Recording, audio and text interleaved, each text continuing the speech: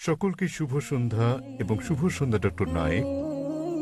আজ আমি এক মানুষ কথা বলছি মানবতার পক্ষে। এখানে ডক্টর নায়েক রয়েছেন। আমরা আপনার নাম জানতে পারি হ্যাঁ, দয়া করে? আমি চিরাগ, এবং দয়া করে আমার ধর্ম জিজ্ঞাসা করবেন না। ডক্টর নায়েক, আপনি সম্ভবত মুসলিম পরিবারে জন্মগ্রহণ করেছেন, তাই আপনি মুসলমান, তাই আপনি সেটাই অনুমোদন করছেন। যদি আপনি হিন্দু পরিবারে জন্ম নিতেন তাহলে আজ আপনার হিন্দু ধর্ম হতে পারত। এক্ষেত্রে আমি মনে করি চরম জাতি কেন্দ্রিকতা থেকে আপনি ভাবছেন আপনার ধর্ম, সংস্কৃতি, বিশ্বাস ও ধারণা শ্রেষ্ঠ, তাই আপনি বলছেন যে শিখ অথবা আর্য সমাজ বা যে ধর্মেই প্রতিমা পূজা পরিত্যাগ করার কথা বলা হয়েছে সেটি আপনি সমর্থন করেছেন। আমার মতে একই জায়গায় ঘুরপাক না খেয়ে মানবতার ব্যাপক ধর্ম নিয়ে আমাদের আলোচনা করা উচিত। কোনো মন্তব্য কিংবা যুক্তি? ভাই স্যার, খুব সুন্দর একটা প্রশ্ন করেছেন। তিনি বলেছেন মুসলিম পরিবারে জন্ম নেওয়ার কারণে আমি ইসলাম ধর্ম অনুমোদন করছি। হতে পারতো আমি যদি হিন্দু পরিবারে জন্ম নিতাম তাহলে হিন্দু ধর্মই পছন্দ করতাম আমি, এবং আমি শিখ ধর্ম ও আর্য সমাজকে সমর্থন করি কারণ আমার দৃষ্টিভঙ্গির সঙ্গে তাদের মিল আছে এবং এর আশেপাশে আমি বিচরণ করছি। বরং আমার আরো বৃহৎ পরিসরে কথা বলা উচিত ছিল। খুব ভালো প্রশ্ন হ্যাঁ, ভাই, আমি আপনার সাথে একমত। 19 বছর বয়স পর্যন্ত আমি মুসলমান ছিলাম কারণ আমার পিতা মুসলমান ছিলেন।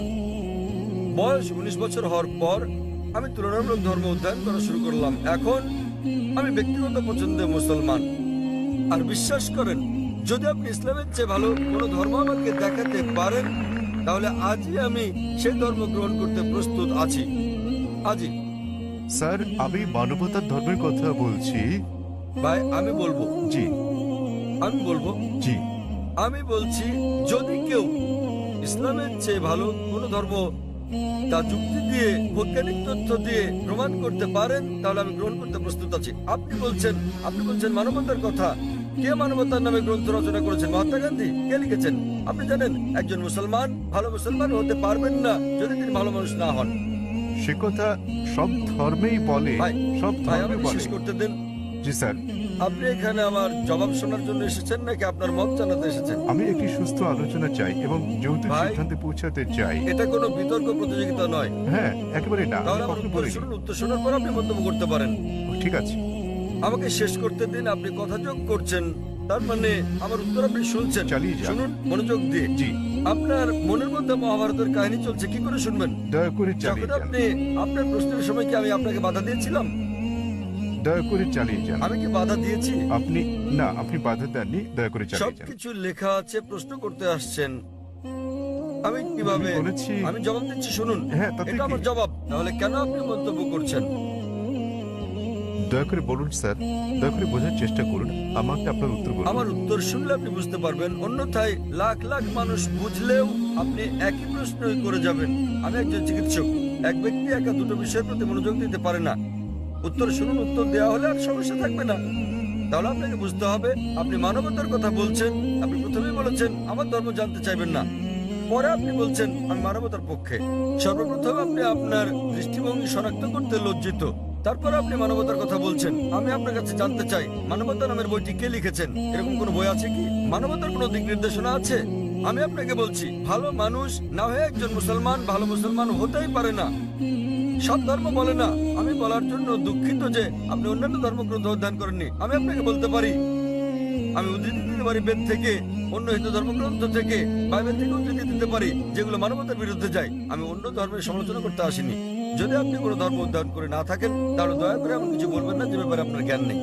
কোরআনে বলা হয়েছে ফাসআলু আহলে যিকরি ইন কুনতুম লা তা'লামুন। সূরা নাহল অধ্যায় 16 আয়াত নম্বর 43, সূরা আম্বিয়া অধ্যায় 21 আয়াত নম্বর 7। আপনি তুলনামূলক ধর্ম বিষয়ের ছাত্র নন, তাই না জেনে কোনো মন্তব্য করবেন না।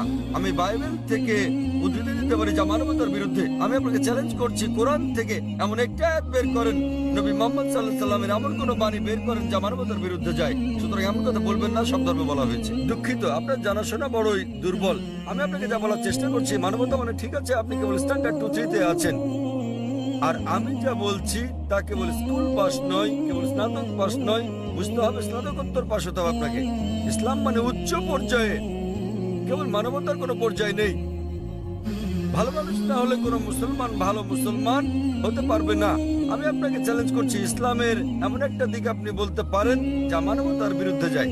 যৌক্তিক পটভূমি, যৌক্তিক কারণ আপনার জানা না থাকতে পারে ইসলাম কেন এমন অনুশাসন জারি করলো, আর আপনি ভাবতে পারেন সেটা মানবতার বিরুদ্ধে। ঠিক যেমন আপনারা বলেন, ডাক্তার আমাকে ইঞ্জেকশন দিচ্ছে, ইঞ্জেকশনে যন্ত্রণা দিচ্ছে, ওই ইঞ্জেকশনটা আপনার ভালোর জন্য। আপনারা বলেন ডাক্তার আমার পেট কেটে ফেলেছেন, তিনি তো পেট কেটেছেন আপনার জীবন বাঁচানোর জন্য। সুতরাং ডাক্তার যা জানেন আপনি তা জানেন না। যদি আমার জন্য দুটো পছন্দ থাকে, স্ট্যান্ডার্ড 2 কিংবা 3 পাস করা অথবা স্নাতকোত্তর কোর্স করা, সেক্ষেত্রে আমি স্নাতকোত্তর কোর্সই করবো। কেন মাত্র স্ট্যান্ডার্ড 2-3? মানবতা ভালো, কিন্তু ইসলাম তার চেয়ে অনেক বেশি ভালো। আপনার প্রশ্নের ব্যাপারে বলতে গেলে, আমি মুসলিম পরিবারে জন্ম নিয়েছি বলে আমি ইসলামকে অনুমোদন করছি। আমি আপনাকে বলছি, আপনাকে চ্যালেঞ্জ করছি, যদি কেউ আমাকে প্রমাণ দিতে পারে অন্য যে কোনো ধর্ম, আমি প্রধান ধর্মগুলোর বেশিরভাগই অধ্যয়ন করেছি এবং আমার মনে হয় ইসলাম সবচেয়ে যুক্তিগ্রাহ্য, মানুষের সবচেয়ে সেরা ধর্ম মানবতার। এটাই একমাত্র ধর্ম যাতে মানবতার জন্য সমাধান রয়েছে। আল্লাহ বলেন সূরা আলী ইমরান অধ্যায় নম্বর 3 আয়াত নম্বর 19, إن الدين عند الله الإسلام। সর্বশক্তিমান ঈশ্বরের কাছে একমাত্র গ্রহণযোগ্য ধর্ম ইসলাম। আর আপনার জানার জন্য বলছি, আপনার যুক্তি অত্যন্ত নাজুক। আপনি কি জানেন আমাদের 30 জনেরও বেশি আলেমের মধ্যে যারা বিশ্বের বিভিন্ন দেশের নাগরিক, তাদের 10 জনেরও বেশি মুসলিম পরিবারে জন্মগ্রহণ করেননি? আপনি কি তা জানেন? আমি এটা উত্তর জানতে চাই আপনার কাছে, আপনি কি জানেন এই মঞ্চে বক্তৃতা দানকারী 30 জনের মধ্যে 10 জনেরও বেশি মুসলিম হিসেবে জন্মগ্রহণ করেননি? আপনি জানেন?